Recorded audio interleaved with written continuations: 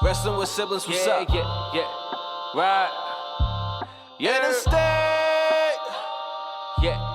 Life is a fight, so I gotta get right.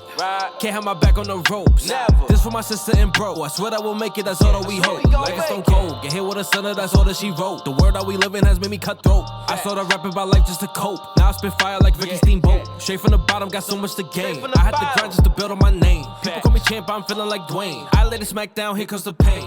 Welcome to a brand new episode of Wrestling with Siblings. I'm your host, Araceli, and this is my co-host, Armando. Hi guys, I'm Armando and welcome to Wrestling with Siblings. Welcome back, and today we are back on Mother's Day, and we bring to you a review from Monday Night Raw. Starting off the show is none other than the Queen Charlotte Flair, and surprisingly, she's teaming up with Shayna Baszler and Nia Jax, and in this occasion, they are facing Mandy Rose, Dana Brooke, and Asuka. Yeah, very, very interesting. We know Charlotte Flair has been feuding with Asuka these past couple of weeks just because she wants to get back in that title picture, so that kind of makes sense why they would partner them.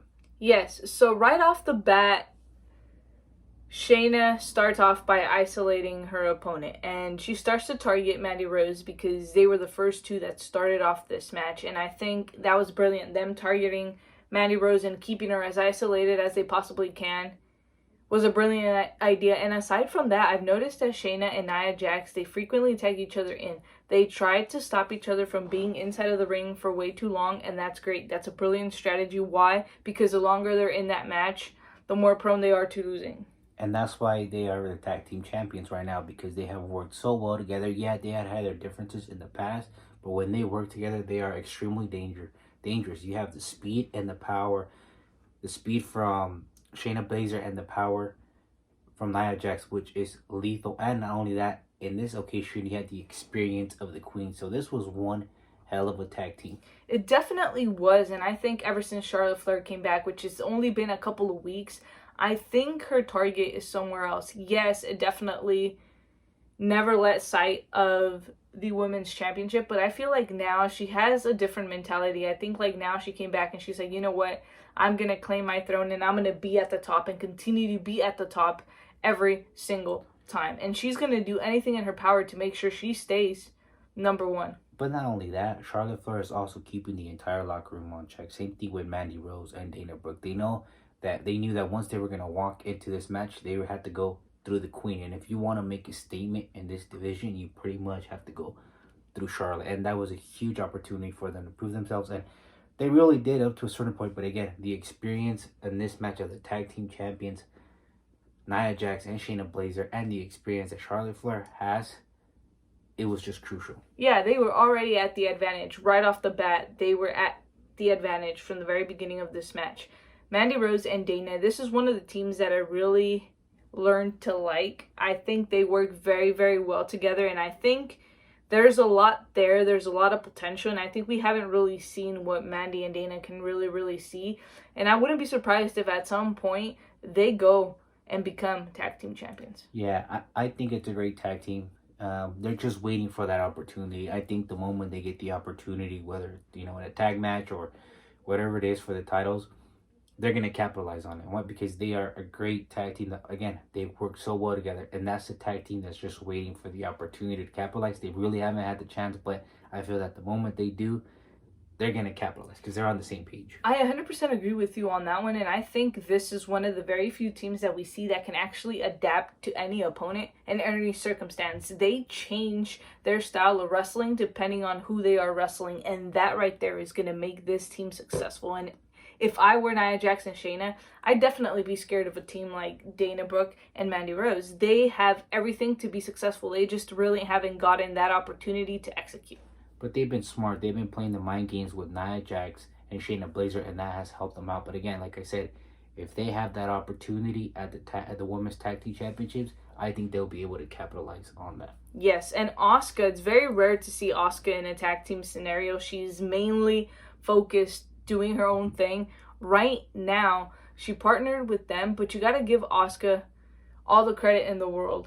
Being with a tag team like Mandy and Dana that has been established, but it's not as solid as the team from Charlotte Flair and Shayna, you got to give her that credit. She completely took on everybody like a beast, and this proves to you why Asuka is one of the greatest, and if not the greatest female wrestler that they have right now in this roster. Yeah, but again, I feel that this is not the Asuka we've seen before. Why? Because she's not fully concentrated. She's not there. Keep in mind, she came from a WrestleMania loss to Real Ripley, and not only that, she's also dealing with Charlotte Flair, which she thought she had already got rid of. But no, again, she's got a lot of things in her mind and all those mind games that Charlotte Flair is playing, so she's not all there 100%, and I think that's why we haven't seen the Asuka that we're used to seeing. I 100% agree with you on that one, and I think the biggest factor in this match was Asuka's experience. I think her knowing what she's doing and her always staying vigilant. Yes, you look at Asuka and sometimes you feel like, oh my god, Asuka, you're losing it. No, she is not. She's executing, and she's giving her opponent the opportunity to capitalize on her so that she could come back even stronger, and that's exactly what she did here. She was able to get a victory over Shayna Baszler, and that made the Queen very, very angry. But again, during this match, there was a surprise. Who decides to come out? Alexa. She is sitting in her swing with her new partner, with her new friend, Lily, and she's just there staring at the match. Who is she really targeting? Is she playing the mind games with the entire locker room, or is she targeting a certain individual from there? I think she's targeting a certain individual, and I think it might be Charlotte Flair, because Lily came back around the same time that Charlotte Flair came back, and if there's a way for Lily to make a name for herself, it's definitely targeting somebody like the Queen, Charlotte Flair. But also keep in mind, a couple weeks ago, Alexa did give everybody a huge clue, and what was that clue? That the person that she was targeting was red, or that her favorite color was red. So Charlotte Flair has been coming out with the red and black robe. Who knows? But again, the women's championship is also red, so is she also targeting Rhea Ripley? Who knows?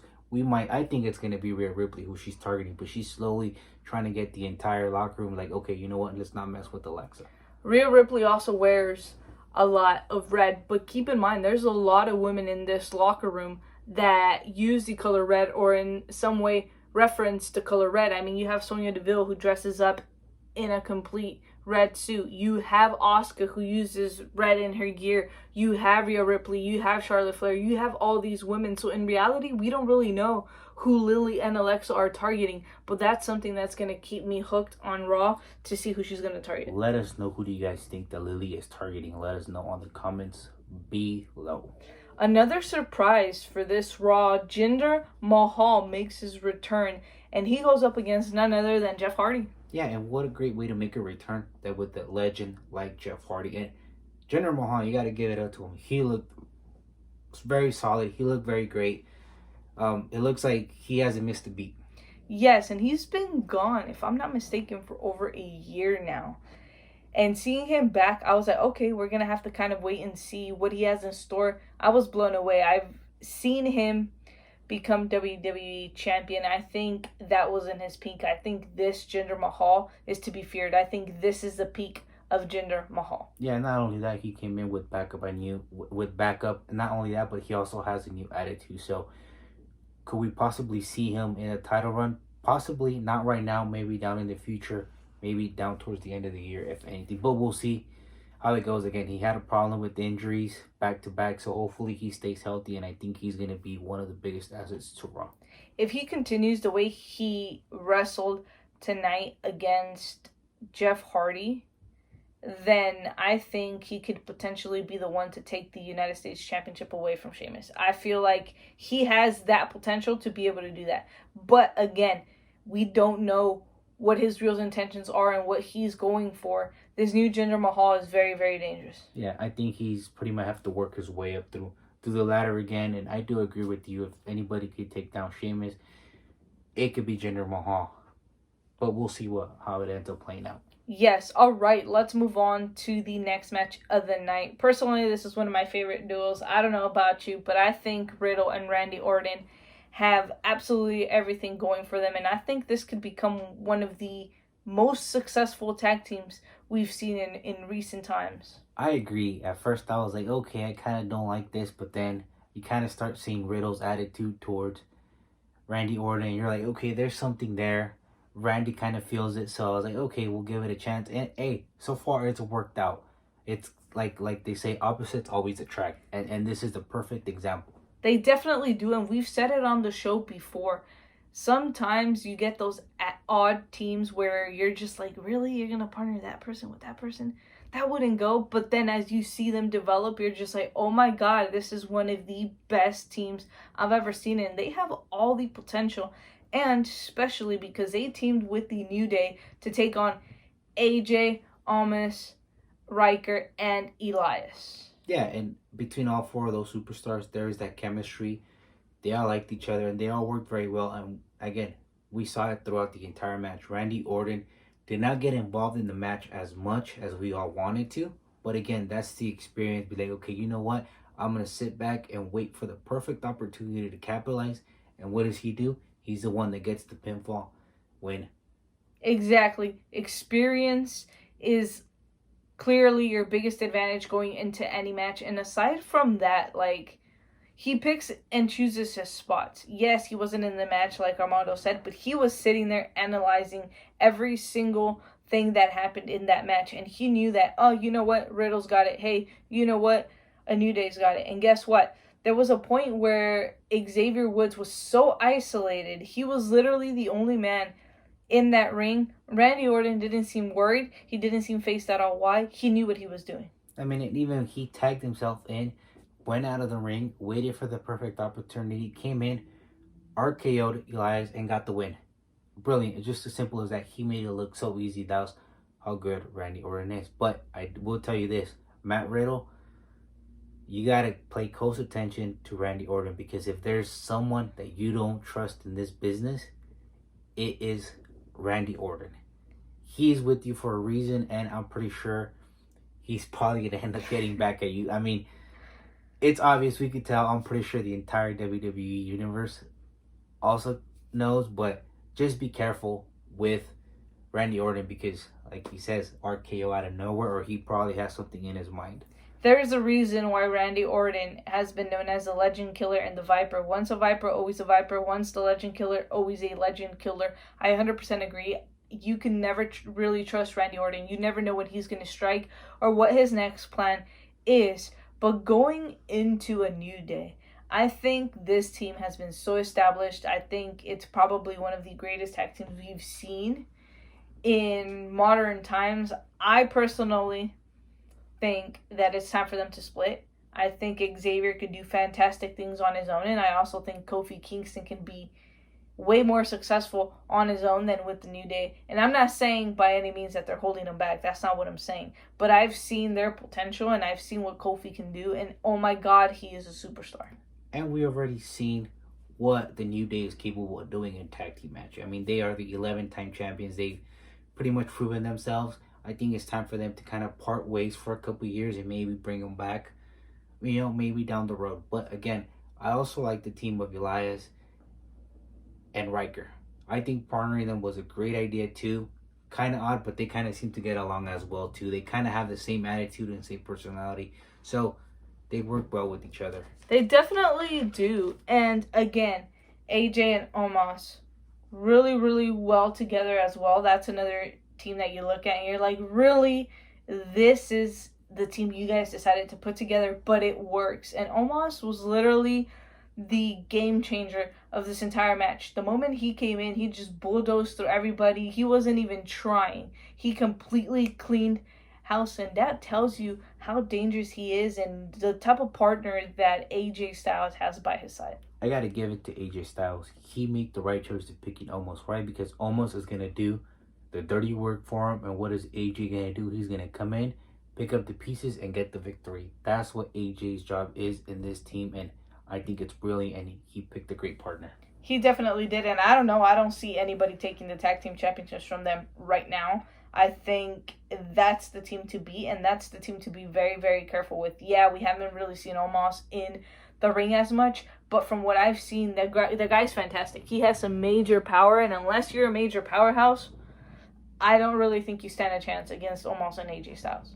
It's going to be a while till somebody takes the tag team titles away from them, but any of these teams that we mentioned, Randy and Riddle, the New Day, Riker and Elias could potentially do it as well, but I think it's too soon for the first 2 tag teams for Elias and Riker and Riddle and Randy. I think it's too soon for them. The New Day could do it, but I mean, they lost, so we'll see. But again, any of these teams could do it. Let's not forget about Miz and Morrison. They're also a team that exists within the Raw roster, and as far as I know, The Miz is, to me, in my opinion, one of the biggest opportunists. He takes advantage of every opportunity he could possibly get. So I wouldn't count them out when it comes to this championship opportunity. As soon as they figure out Omos and AJ's strategy, I think that's when they're going to start struggling. And we'll see if they end up getting in the same page again. It's too soon for this tag team as well. We'll see how they do down the road again, because matches are going to make them better or they're going to break them. So we'll see what ends up happening with them.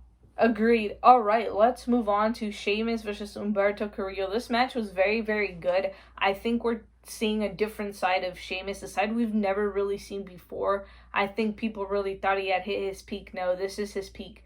I absolutely love this Sheamus. He's angry, he's motivated, he's focused. He knows exactly what he wants and how he's going to get it. And I think that's the best version of Sheamus we've seen. I agree with you on all those. I think you probably forgot one, and I think that he is more confident than ever.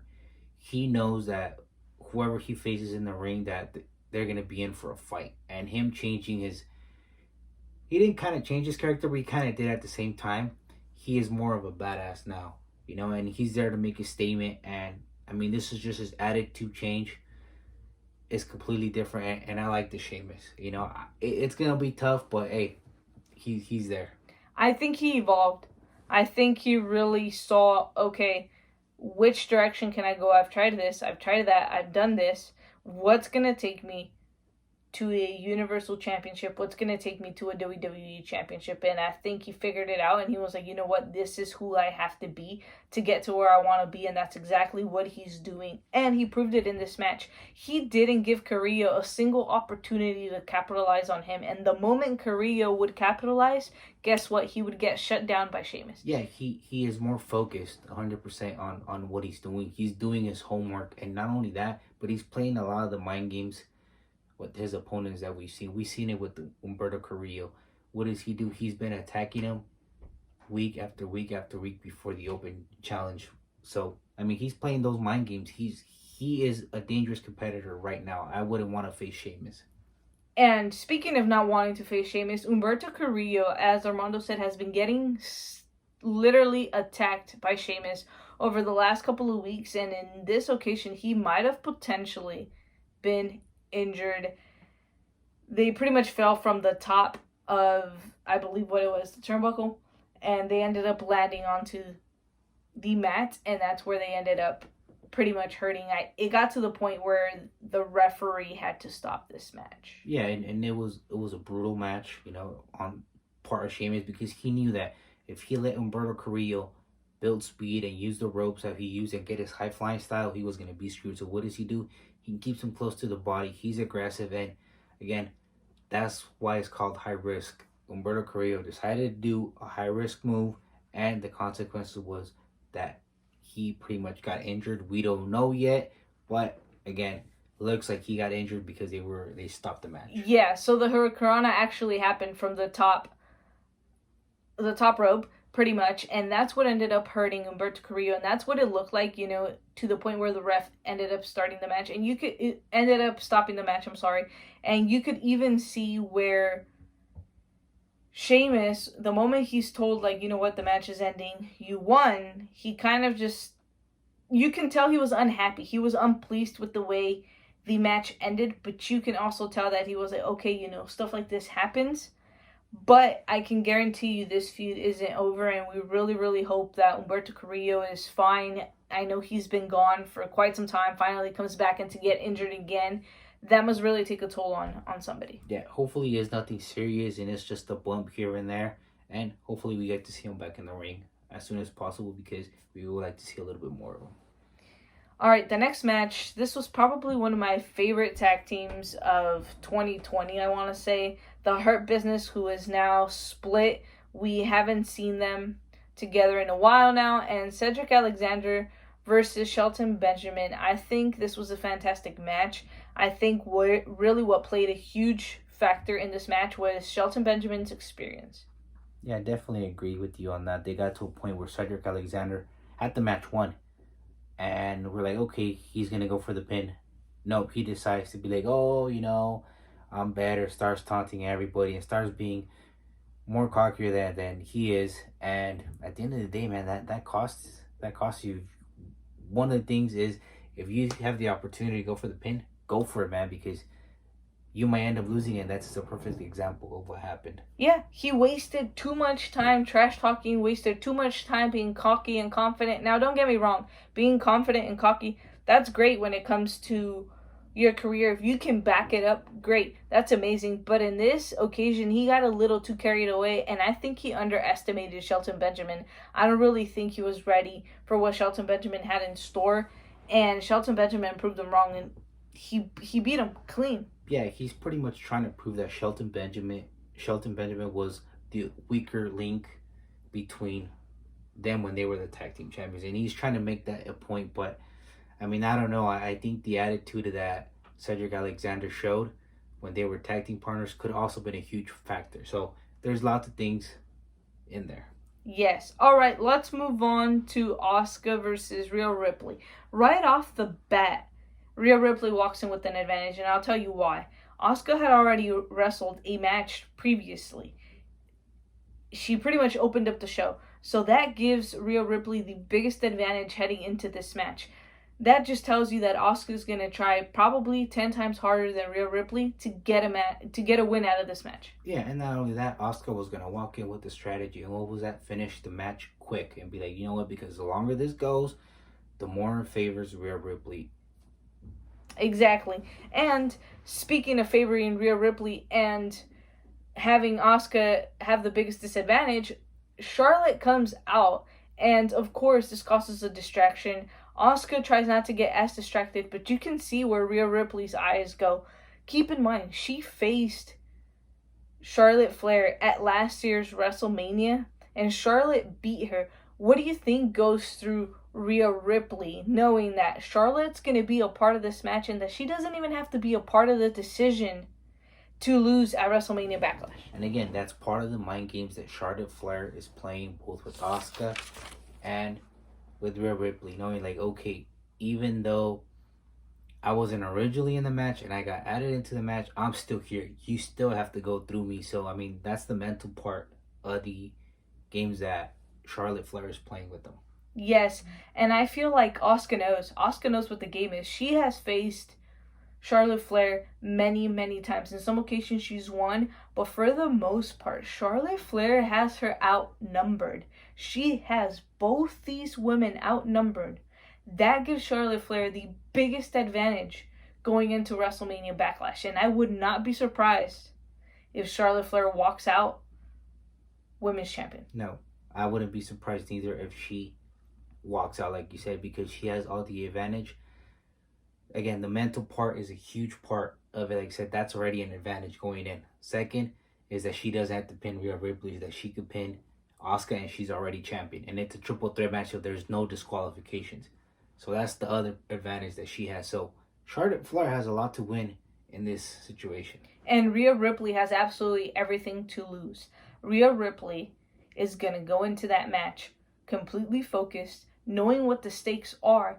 But if she lets her guard down even just a little bit, she has lost the women's championship. She has to go into that match knowing what the stakes are and how much of a possibility she actually has of winning this match. And we saw that Rhea Ripley tonight, she made a statement and be like, look, Asuka, the first time I beat you, it wasn't a fluke. I beat you again tonight. And if I could do it tonight, I could do it again.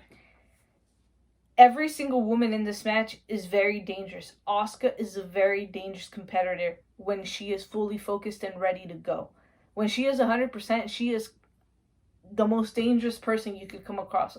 But the moment you step Charlotte Flair into that equation, Charlotte Flair becomes the most dangerous woman on that entire match. And Rhea Ripley has to walk in knowing, okay, Charlotte Flair has the biggest advantage going into this match. How am I going to overcome that? How am I going to outsmart Charlotte Flair? How am I going to outsmart somebody like Asuka so that I can make sure that I retain. And I love Real Ripley. I think Real Ripley is definitely the future, and I think if someone should walk out victorious, it should definitely be Rhea Ripley. This is her opportunity for her to prove herself, not only to the WWE Universe, but to Charlotte Flair, and to show her, you know what, you beat me last year, but this year I've grown, I've learned from my mistakes, and I am better than what I was last year. I agree with you on that, but there's also one thing that Rhea Ripley's going to walk into this match with, and that's that she's hungry. She is hungry for success.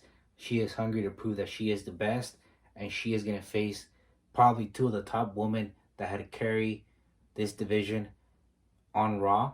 And if she's able to beat those two women in the same night, she is going to be unstoppable. And like I said, she's going to walk into this match hungry and confident for success. And if she's able to pull it off, her career is just going to take off.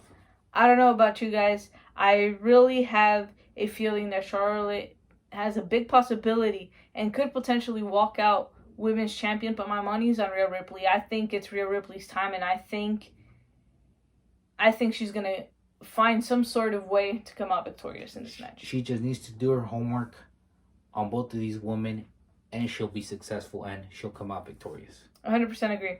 All right, let's move on to John Morrison with The Miz, obviously, versus Damian Priest. Now, this is very interesting because the winner of this match is going to determine the stipulation for the match that the Damian Priest will be having against The Miz at WrestleMania Backlash.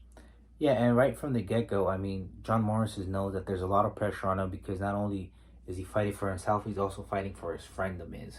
Yes, and right off the bat, you could already tell that John Morrison goes right on the attack, but Damian Priest, of course, he is definitely ready. He's using power, he's using speed to his advantage, and he's not giving Morrison any opportunity to capitalize. And the most important factor of this entire match is he's not letting The Miz get to his head, and he's not letting The Miz control the focus that he has in this match. Yeah, and not only that, Damian Priest in these past couple of matches that we've seen him since he debuted in the main roster, he's shown a lot of potential.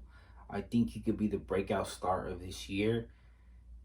And not only that, he has shown a lot of maturity in these matches. Like you said, he wasn't distracted by The Miz. He was focused. He didn't let The Miz get in his head or the numbers game as well. He was fully there and like, you know what? I'm here to kick ass and I'm here to win. And guess what? At the end of the day, that's exactly what he did. He is going to be deciding the stipulation for his match against The Miz. Miz is at a disadvantage already. Why? He has to spend the next couple of weeks or pretty much the next 8 days figuring out what's the stipulation going to be. And he's probably not going to find out until Sunday. That is very crucial because that gives Damian Priest the biggest advantage going into this match. And you know what? I would milk it until the very last second. Yeah, play those mind games with The Miz, just how he does with you. But another thing too as well, as we saw The Miz kind of get involved in the match on the apron and distracting the ref, John Morrison pretty much had Damian Priest with the win. It was like, what, a 5 count, if anything? So if The Miz wouldn't have got involved with Morrison, would have won. Who knows? Let us know what you guys think. And it's not the first time we've seen it. We've seen this a couple weeks ago too. So is it potentially that they're going to start, feuding with each other? Because, hey, The Miz is already costing the matches to Morrison. That's how it starts. You start losing because of the other person who, again, we're not saying The Miz is doing it purposely because he's not. But these little flukes is going to be what causes them to break up at the end. And I like this team. I think they have amazing chemistry. I think they're one of the best teams we've ever seen in the WWE. But if they let this get to them, this is going to be a major breakup. But guess what? I want to see Miz and Morrison at a WrestleMania or at a SummerSlam. Yeah, and not only that, it happens to the best. I mean, we've seen it with sports teams. We've seen it everywhere. You get into a little slump of like, okay, and then you pick back up and then everything is just fine. But if they decide to split up, I would like to see them tag team champions first. I think they should be tag team champions first and then they should split up after that. But again, we'll see how it all plays out towards the end. Moving on to our main event, Drew McIntyre versus Bobby Lashley. Wow, two major powerhouses. I've been loving this feud so far because I think they both take each other to their limits and beyond that. I feel like they both have to pull everything they have and bring out their very last stop in order to get a victory in these matches. Not only that, but for Drew McIntyre, or some sort of redemption. Like, look what happened at WrestleMania. I could do even better. I could beat Bobby Lashley. Yes, and Bobby Lashley, very upset, very focused, very determined. He is the champion everybody wanted to have. And he is a major powerhouse. And I'm sorry to tell you, but Drew McIntyre will not be the guy that beats Bobby Lashley. I don't think right now Raw has a guy that can beat Bobby Lashley. He is the most dangerous person, especially because he has somebody like MVP watching his back. Yeah, and MVP is making all the right moves with Bobby Lashley, and he's guiding them into the correct path. So I do agree with you. I don't see anybody in the roster right now that could potentially take down Bobby Lashley, although I do like Damian Priest as well. But again, he's got a long way. Maybe Sheamus. But again, we'll see how it all plays out.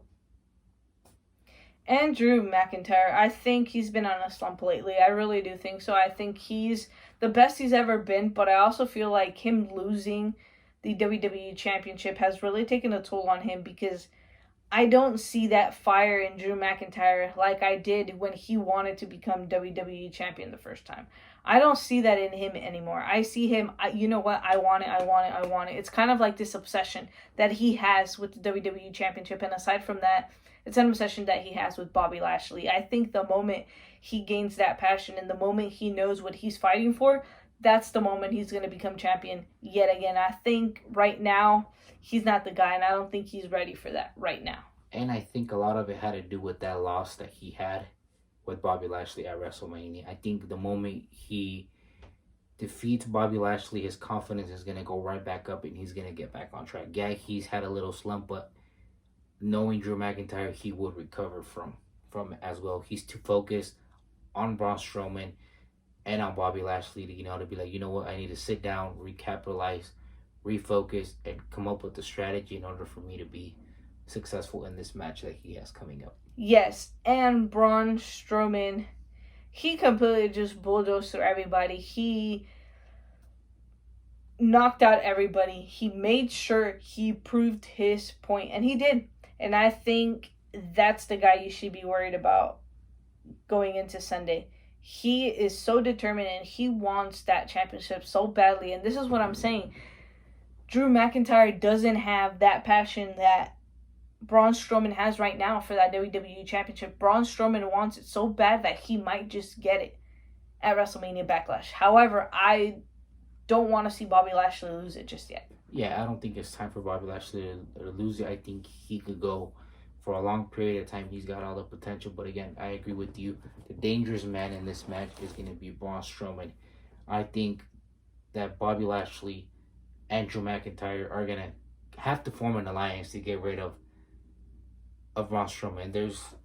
That's a given. You're going to have to work together at some point to get rid of him, because the moment you get rid of him, you're able to focus on that one-on-one match that you guys wanted. Yes, you take him out, it's a 50-50 chance at that point, and I would take a 50-50 chance over 3/4 of a possibility. All right, that is all we have for you guys on this episode of Wrestling with Siblings. Remember to like, comment, share, and subscribe. Become a part of the Siblings today. And for those of you that do not know what WWS stands for, Armando, what does WWS stand for? Wrestling with Siblings. Thank you guys so much, and see you guys next time.